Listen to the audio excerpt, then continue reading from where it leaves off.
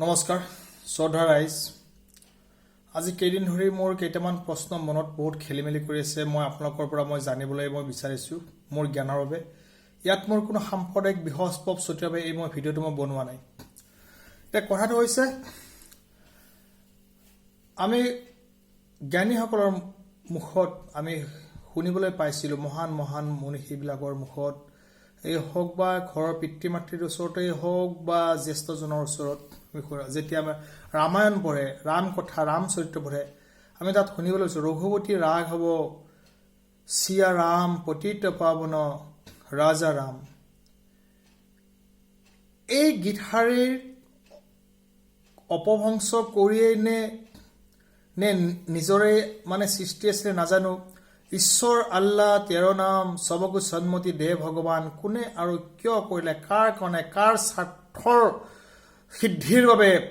এয়া ঈশ্বৰ আল্লাহ 13 নাম কৰিলে সবকো সন্মতি দে ভগৱান যদি ঈশ্বৰ আল্লাহ যদি এটাই নাম হয় যদি সকলোকে সুমতি দিয়া যদি এটাই হয় তেতিয়া 1947 চনৰ 14 আগষ্টৰ দিনাখন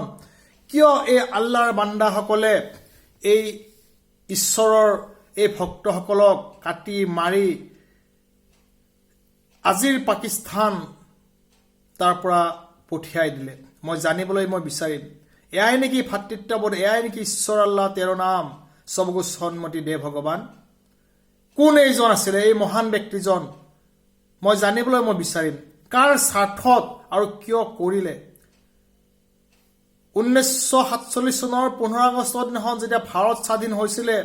তেতিয়া কোনজন এই ঈশ্বৰৰ এই ভক্তসকলে কিমানজন ইছলাম ধৰ্মীয় লোকক এই আল্লাহৰ বান্দাসকলক কাটি পাকিস্তানলৈ মানে পঠিয়াই দিলে আজি হয়তো পাকিস্তানত যিমান ইছলাম ধৰ্মীয় লোক নাই আজি এই ভাৰতবৰ্ষত তাতকৈ অধিক হয়তো হ'ব পাৰে ইছলাম ধৰ্মীয় লোক শ্ৰদ্ধা ৰাইজ মই দ্বিতীয়তে মই জানিবলৈ মই বিচাৰিছো আমাৰ এই অসম ভূমি এই আমাৰ তীৰ্থভূমি এই আমাৰ মাতৃভূমি এই মাতৃভূমিত আমাৰ যিজন আমাৰ গুৰুজনা শ্ৰীমন্ত শংকৰদেৱৰ জন্ম হৈছিল এই শংকৰদেৱৰ লগত একাকাৰ কৰি ৰিজাবলৈ কুণ্ঠবোধ কৰা নাই একাংশ জাতিদ্ৰোহী ধৰ্মদ্ৰোহী ভাষাদ্ৰোহীয়ে শংকৰ আজানৰ দেশ বুলি ক'বলৈ কুণ্ঠবোধ নকৰিলে শংকৰদেৱৰ জন্ম কেতিয়া হৈছিল 1449 নহয় জানো ৰাইজ আৰু এই শাহমিৰান ওৰফে আজান ফকীৰৰ জন্ম কেতিয়া হৈছিল আনুমানিক 1610 চনৰ ইৰাকৰ বাগদাদত জন্ম হৈছিল এই শাহমিৰান ওৰফে আজান ফকীৰ আৰু 1637ত ইৰাক আফগানিস্তান হয় চাইবাৰ গিৰিপথেৰে অসম আহি পাইছিল কি বৈষ্ণৱ ধৰ্মত দীক্ষিত হ'বলৈ আহিছিল নে ইছলাম ধৰ্মৰ প্ৰৱৰ্তন কৰিবলৈ আহিছিল যদি ইছলাম ধৰ্ম প্ৰৱৰ্তন কৰিবলৈ আহিছিল এই আজান ফকীৰ কেনেকৈ এই শংকৰ লগত মানে এৰি যোৱা হ'ল এয়া কাৰ স্বাৰ্থ সিদ্ধিৰ বাবে আৰু যেতিয়া আজান ফকীৰে অসমলৈ আহিছিল তাৰ পিছত ইছলাম ধৰ্মীয় লোকৰ সংখ্যা বৃদ্ধি পাবলৈ ধৰিলে কিয় যদি এই শংকৰ আজানৰ দেশ হয়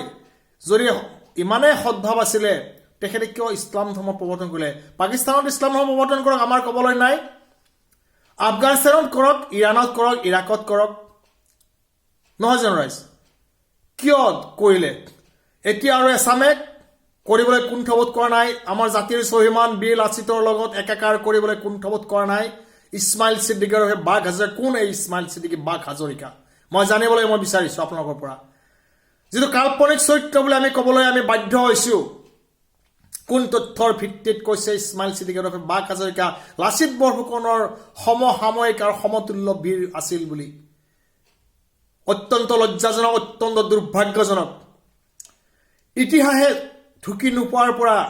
মহান মহান তপস্বী মুনিসকলে ঢুকি নোপোৱাৰ পৰা এই বিশ্ব ব্ৰহ্মাণ্ডৰ সৃষ্টি যাক আমি সনাতন ধৰ্ম বুলি আমি কওঁ আৰু এই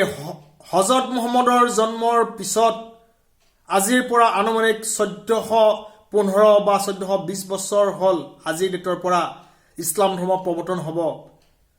কেনেকৈ ঈশ্বৰ আল্লাহক একাকাৰ কৰিলে এই মহান মানে ব্যক্তিজনে কাৰ স্বাৰ্থ সিদ্ধিৰ বাবে মই জানিবলৈ মই বিচাৰিছো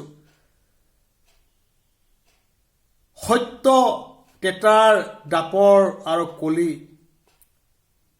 যুগ যুগান্তৰ ধৰি বিশ্ব ব্ৰহ্মাণ্ড যি সৃষ্টি যাক আজি বিজ্ঞানো ঢুকি পোৱা নাই, এই মানুহজনে কেনেকৈ ঢুকি পালে যে ঈশ্বৰ আল্লাহ তেৰে নাম একেটাই নাম? আজি হজৰত মুহাম্মদৰ জন্মৰ পিছত হয়তো ইছলাম ধৰ্ম মানে প্ৰৱৰ্তন হৈছিলে বুলি বহুতে মানে কয় বা কৈছে, আমি শুনিবলৈ পাইছোঁ। কিমান দূৰ সত্য মই জানিবলৈহে মই বিচাৰিছোঁ এই ভিডিঅ' যোগে। যদি হজৰত মুহাম্মদৰ জন্মৰ পিছত ইছলাম ধৰ্ম মানে প্ৰৱৰ্তন হৈছে, তেনেহ'লে ঈশ্বৰৰ লগত আল্লাহক তুলনা কিয় কৰিলে? এই মহাপুৰুষ আমাৰ শংকৰ গুৰুজনা য'ত 1449 চনত জন্ম হৈছিলে, আৰু যি এই আজান ফকীৰৰ জন্ম হৈছিলে ইৰাকৰ বাগদাদত 1610 চন আনুমানিক, কিয় এই গুৰুজনাৰ লগত মই ৰিজালে মই জানিবলৈ বিচাৰিছোঁ। আৰু এই মহাবীৰ এই লাচিত,